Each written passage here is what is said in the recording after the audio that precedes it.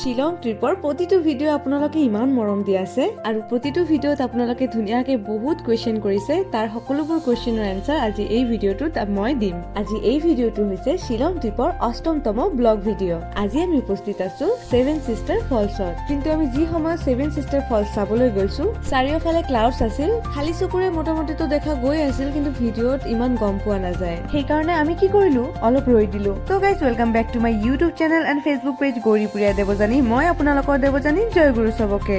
ভিডিঅ'টো আৰম্ভ হোৱাৰ আগত আপোনালোকে মোক জনাওক এই ভিডিঅ'টো আপোনালোকে দুনিয়াৰ কোনটো স্থানৰ পৰা চাই আছে। তেনেহলে নেক্সট ভিডিঅ'ত মই আপোনালোকক ধন্যবাদ জ্ঞাপন কৰিব পাৰিম। মোৰ আগৰ ভিডিঅ'ত আপোনালোকক মই দেখাইছিলো মই ক'ত ক'ত ফুৰিবলৈ গৈছিলো। গোটেই দিনটোত সাইট ভিজিট কৰাৰ পিছত আমাৰ বহুত ভোক লাগি গৈছিল। তো গাইজ বলক আগৰ ভিডিঅ'ত কমেন্ট কৰিছে ক'ৰ পৰা চাই লওঁ। খৈৰাবাৰীৰ পৰা কানাইছিল, 2 দিন আগত জামলাইত অনুষ্ঠান কৰি আহিলো, সেই জামলাইৰ পৰা নাছা, আকৌ জামলাইৰ পৰা আৰিফা আহমেদ, ধুবুৰী পদ্মেৰ আলগাৰ পৰা জহিৰুল ইছলাম, গৌৰীপুৰ মাটিয়াবগৰ পৰা নতুন দিগন্ত।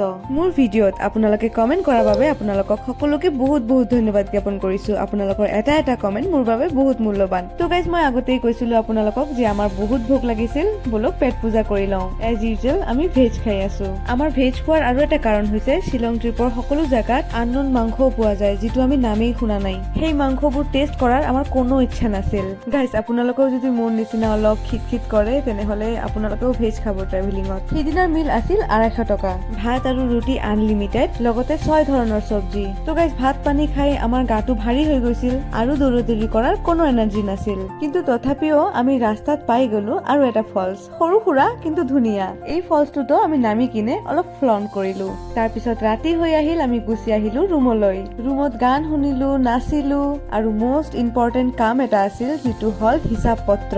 গোটেই দিনৰ হিচাপ পত্ৰ ৰাতি ডিনাৰৰ পিছত আমি ধুনীয়াকে কমপ্লিট কৰিলো। তো গাইজ সেইদিনা ৰাতি বিশেষ আৰু কোনো কাম নাছিল, আমি চবে মিলি সুখ দুখৰ কথা পাতি কিনে শুই গৈছিলো।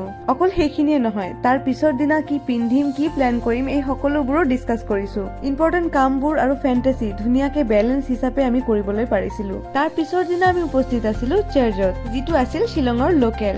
ইয়াৰ বিল্ডিংটো ইমান ধুনীয়া আৰু চাৰিওফালে ইমান শান্ত পৰিৱেশ, আপোনালোকে অলপ উপলব্ধি কৰকচোন। সেইদিনা আমি শাৰী পিন্ধিছিলো। পাহাৰলৈ ফুৰিবলৈ আহিম আৰু শাৰী নিপিন্ধিম, কেনেকুৱা কথা হ'ব বাৰু। আৰু শাৰী পিন্ধি গোটেই জাগাত ঘূৰি ফুৰি ভিডিঅ' ফটো লৈছিলো বাৰু। আমি যেতিয়া ক'ৰবাত ফুৰিবলৈ যাওঁ, ট্ৰেকিং কৰো, সকলো সময়ত কমফৰ্টেবল শৰ্টছ এইবোৰ পিন্ধো। কিন্তু এটা নতুন আইডিয়া আপোনালোকক দিও, কেতিয়াবা শাৰী পিন্ধিও ফ্লন্ট কৰিব, ফটোবিলাক ধুনীয়া আহিব। মানে গাত আপোনাৰ শাৰী থাকিব আৰু বেকগ্ৰাউণ্ড থাকিব পাহাৰ। কওকচোন ফটো আৰু ভিডিঅ' কেনেকুৱা আহিব।